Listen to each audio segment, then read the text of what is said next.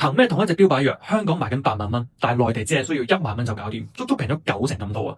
究竟係佢哋賣緊假藥啊，定係我哋香港人俾人揾緊笨柒呢？最主要嘅原因係香港冇政府補貼啊！啲藥廠嚟到香港，佢中意開幾多錢就開幾多錢。我哋作為客人呢，係冇得 say no 㗎。如果呢隻藥係冇政府資助，又或者資助咗都要幾萬蚊一個月，我哋就只能夠硬食。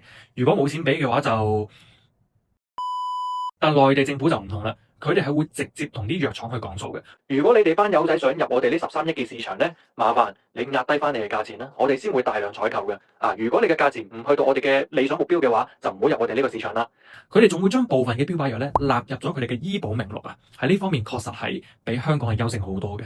藥係同一個藥廠出，成分係一模一樣，但係定價咧相差咗90%咁多。